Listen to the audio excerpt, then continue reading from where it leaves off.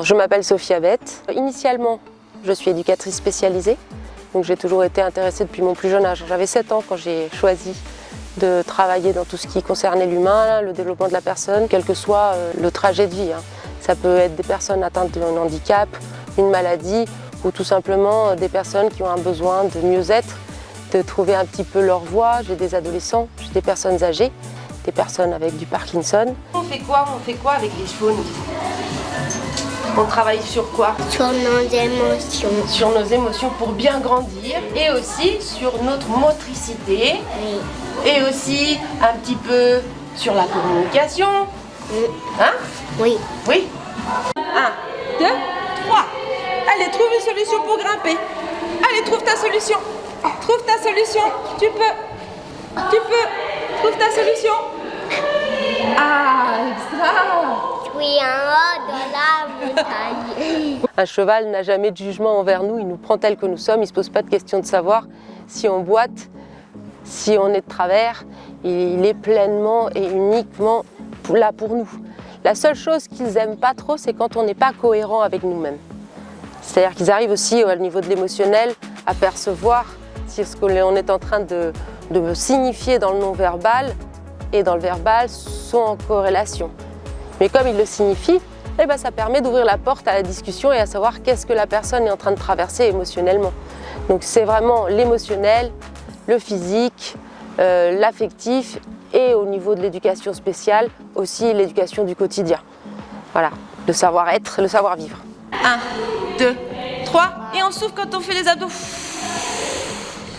Extra. Et tu penses à ta couleur préférée. On accueille les bruits de l'environnement. Il y a du bruit, on l'accueille. Comme le soir quand on va se coucher. Et on souffle.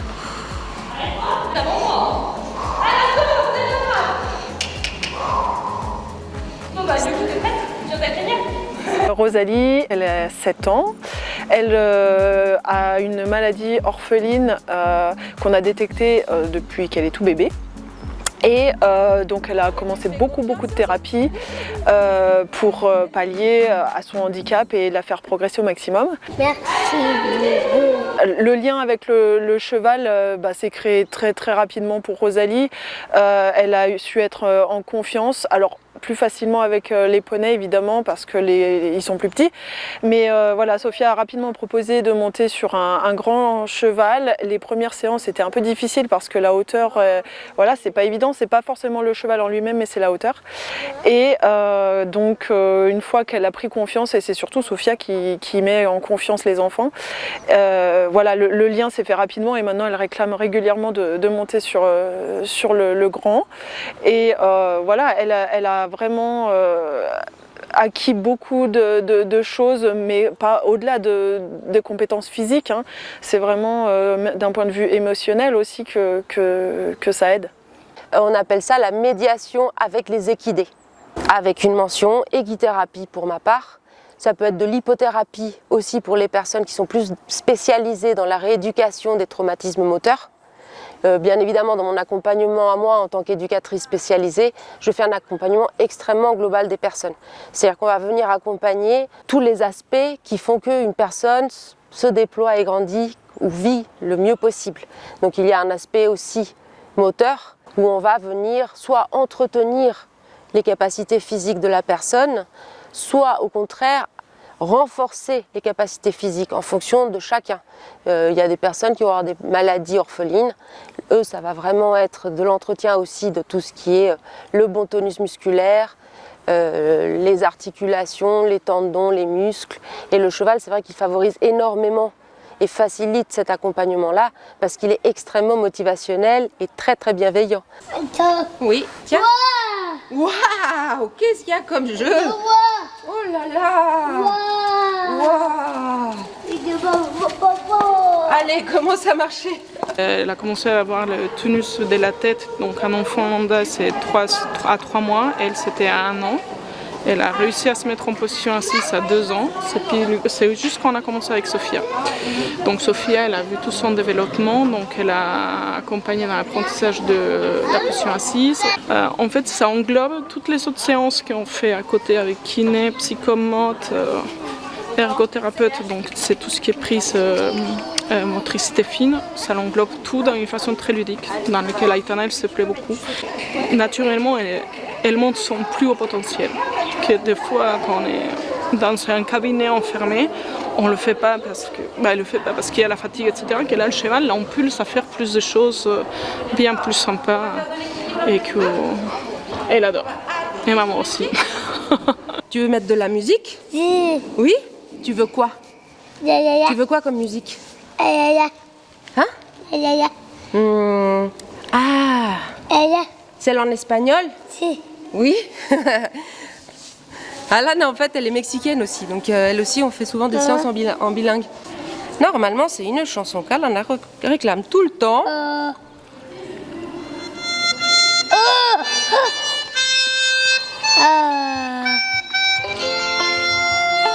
Pour un même exercice, là comme ce matin, je mets un parcours le mercredi par exemple où je vais avoir énormément de personnes qui viennent, mais dans le même exercice, je ne vais pas être attentive à la même chose et je ne vais pas être aussi exigeante avec les uns et les autres parce que chaque personne a son projet individuel. Donc pour les uns, ça va être l'oral, pour les autres, ça va être la motricité, peut-être les deux. Certains, ça va être plus l'affectif, l'émotionnel. Et pour d'autres, comme tu as pu voir avec le jeune garçon autiste, c'est vraiment être dans la communication et venir mesurer où est-ce qu'il en est.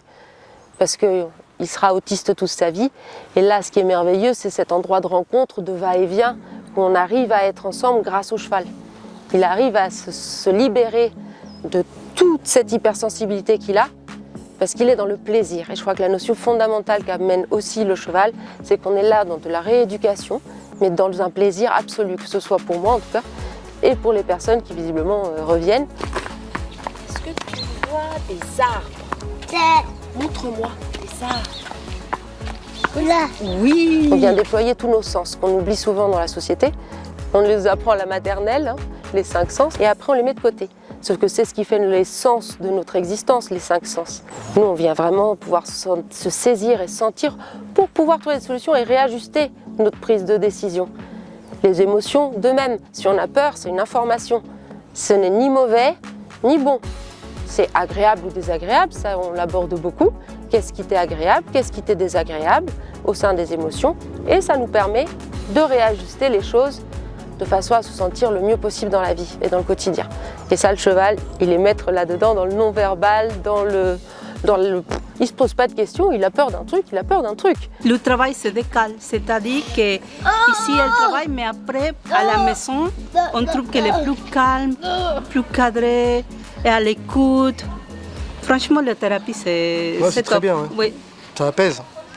Surtout pour les enfants qui ont des pathologies, hypersensibilité, Trisomie, TDA.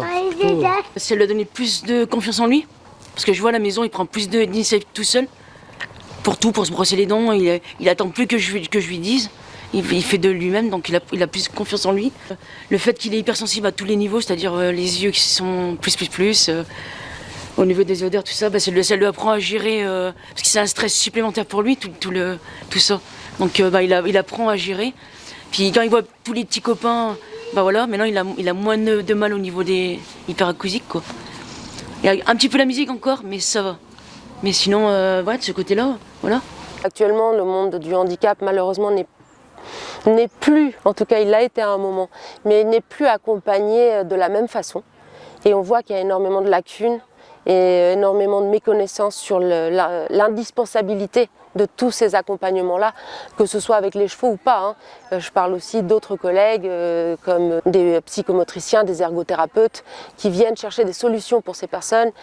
Ça vient toujours de l'enveloppe familiale, il n'y a pas beaucoup d'aide malheureusement. Parce qu'on voit de vrais progrès pour ces personnes-là. Espérons que ça motive les institutions. C'est un accompagnement qui est dans le plaisir, même si parfois les situations sont extrêmement difficiles. On apporte du bon de vivre. Et dans le bon et dans un cadre de sécurité affective, on peut se permettre d'être soi-même. Et quand on peut se permettre d'être soi-même, on peut prendre conscience de certaines choses et les travailler. Donc c'est extraordinaire. Qu'est-ce que ça t'apporte toi personnellement? Moi, je pense que j'ai pas mal d'années de formation derrière et je crois qu'il n'y a que l'expérience qui nous construit aussi. Je me construis au fur et à mesure que j'évolue avec mes patients et avec les chevaux. Ce que j'apprends en même temps, ouais, c'est un tout. Du coup, c'est extrêmement gratifiant.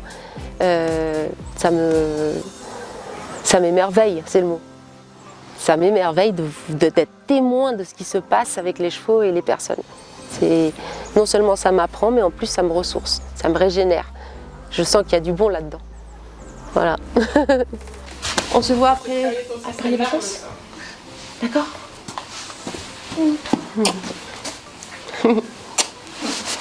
Oh. On se voit la semaine prochaine, non, demain. Demain, tu viens quand même? Cool. Super, à demain.